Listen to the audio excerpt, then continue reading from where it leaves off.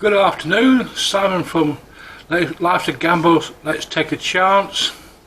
It's been a few weeks since I last made a video.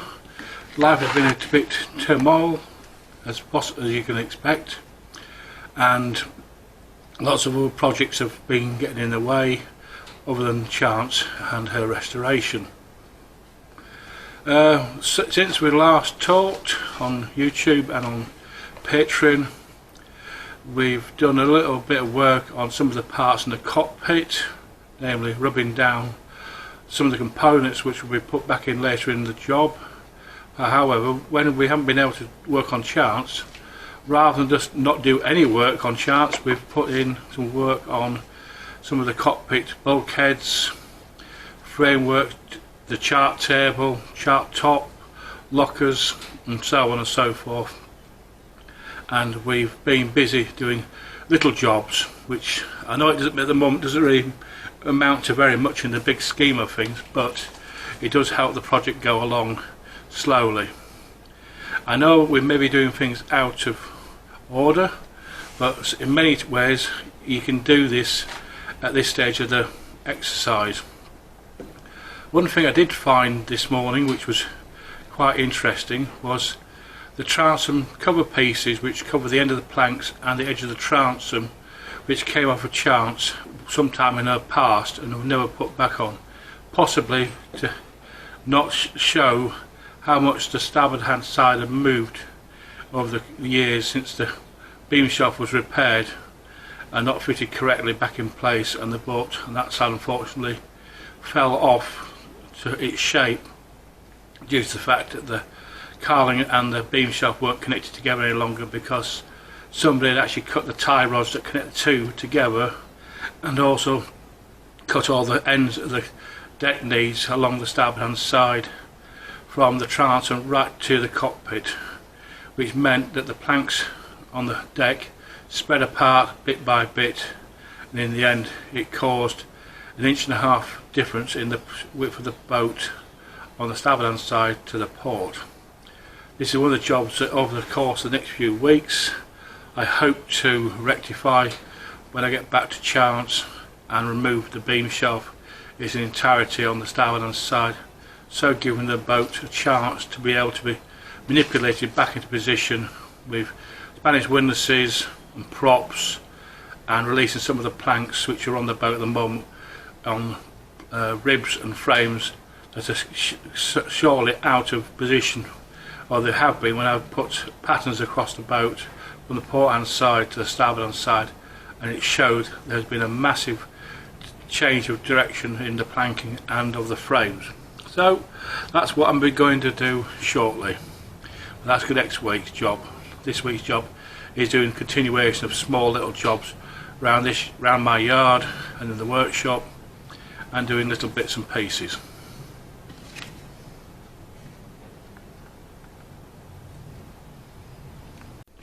These here are the transom cover plates, both sets and they are complete down to as far as the bottom of the transom, which is on the boat at the moment. I haven't been able to get it back from the boat just recently, but it shows that both sets are in reasonably good condition and they are complete right to the top of the deck on both sides. They need a good cleaning down, get rid of all the paint, anti-foul, discoloration and general dirt on the pieces. So get the grinder on them, or grinding wire brush wheel on them, clean them all down. But that's what they need doing, but at least they're all there, which is one good thing. As we move through the workshop, these are the two aft companionway bulkheads which are either side of the companionway steps, which are covers for the engine room. So they're now getting more and more varnish on. This is now the 6th coat of thin varnish, and they still haven't stopped soaking in, but as we expect with 80-year-old wood, it's going to take an awful lot of varnish to fill the grain. And on top of here is a port side seat bulkhead, which goes on top of the engine room floorboards, and then this here is the bottom of the locker under the port seat, which has now been revarnished after being painted in green deck paint for many years. But I've returned it back to its original condition, and that will be going back in the cockpit once the cockpit's been rebuilt. This is the beam shelf for, not beam shelf, it's the cross beam in the wheelhouse, which had all the connecting rods connecting the old engines bolted to the bottom of this beam. I'm not going to be using the connecting rods as the engine's no longer in the boat. They've been scrapped because they were found to be sea solid, and the cost of repairing them was prohibitively expensive. So what I'm going to be doing here is removing all the original metalwork which was needed from before, clean this beam up, epoxy primer it after it's got all that rust off it, and then rebuild it again to be used again. However, unfortunately, it's only one beam and there should have been two, so I'm now going to have to make a second beam exactly the same length as this and put it in the boat. However, that can only be put in once I've rebuilt the cockpit floor bearers all the way around the cockpit, which means doing the aft and forward bulkhead beams and the ones that go fore and aft on each side of the cockpit, and then that will be that job finished. But that's, I've got to make this beam first, so it's going to be a bit of a job. So you can see it was quite an elaborate system they used before to fit this together and run the throttle cables on this. So that's what I'm going to be doing shortly. This is the beam shelf for, not beam shelf, it's the cross beam in the wheelhouse, which had all the connecting rods connecting the old engines bolted to the bottom of this beam. I'm not going to be using the connecting rods as the engine's no longer in the boat. They've been scrapped because they were found to be sea solid, and the cost of repairing them was prohibitively expensive. So what I'm going to be doing here is removing all the original metalwork which was needed from before, clean this beam up, epoxy primer it after it's got all that rust off it, and then rebuild it again to be used again. However, unfortunately, it's only one beam and there should have been two, so I'm now going to have to make a second beam exactly the same length as this and put it in the boat. However, that can only be put in once I've rebuilt the cockpit floor bearers all the way around the cockpit, which means doing the aft and forward bulkhead beams and the ones that go fore and aft on each side of the cockpit, and then that will be that job finished. But that's, I've got to make this beam first, so it's going to be a bit of a job. So you can see it was quite an elaborate system they used before to fit this together and run the throttle cables on this. So that's what I'm going to be doing shortly. Quite surprisingly, they actually are coming undone, these bolts, which after 80 years is a miracle.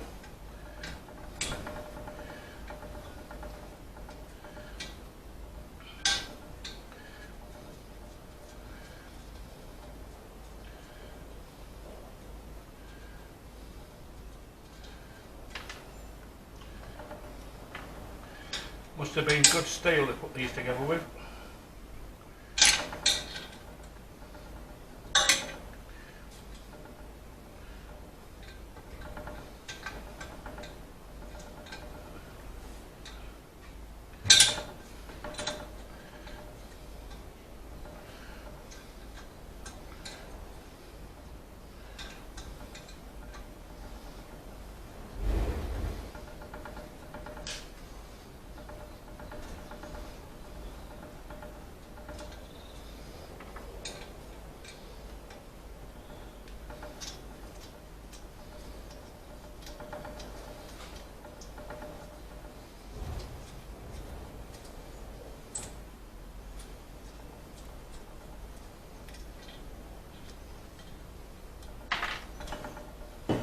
bit off. Let's see if the rest are going to be as easy. I very much doubt they will. Oh no, this is coming out as well.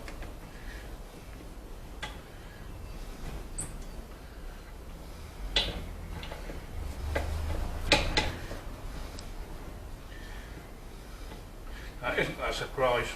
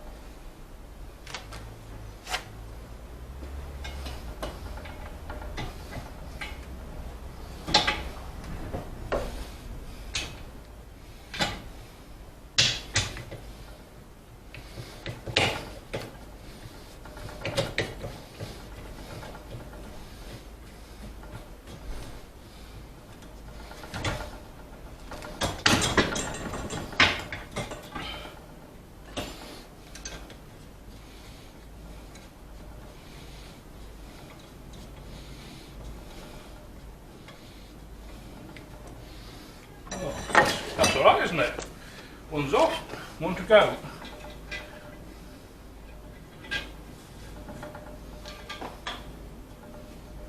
Ah, maybe not quite so easy.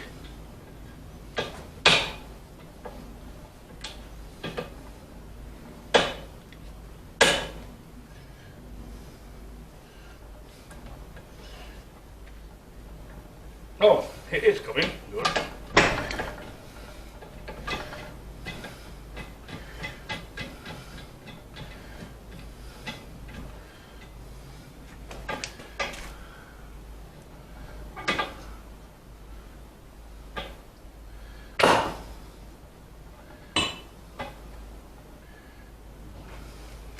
Pinch bolts there.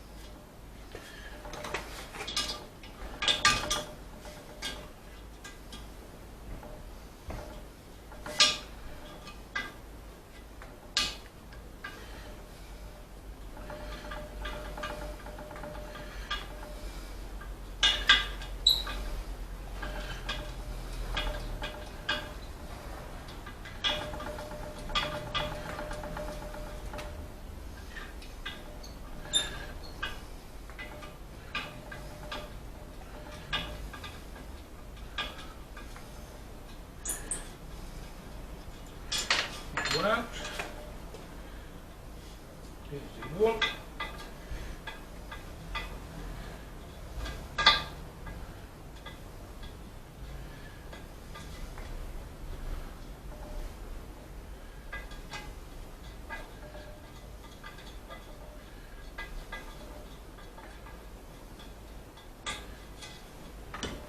Two.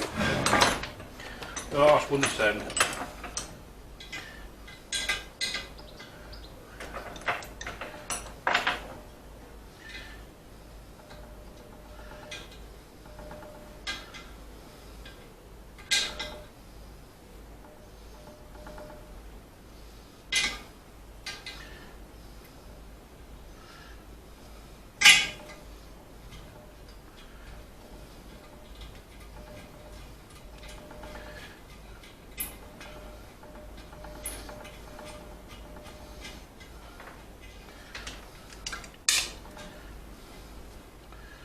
There we have it.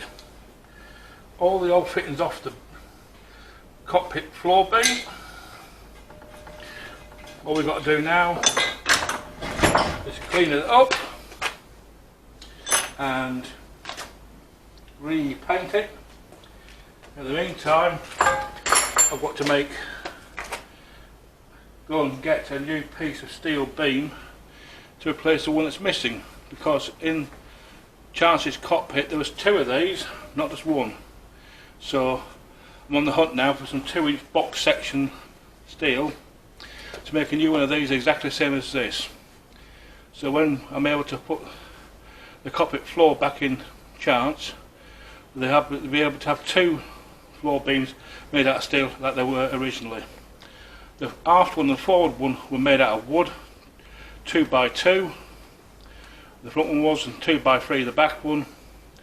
The side ones with 2x4s, and had these 2x2s lodged into 2x4s each side.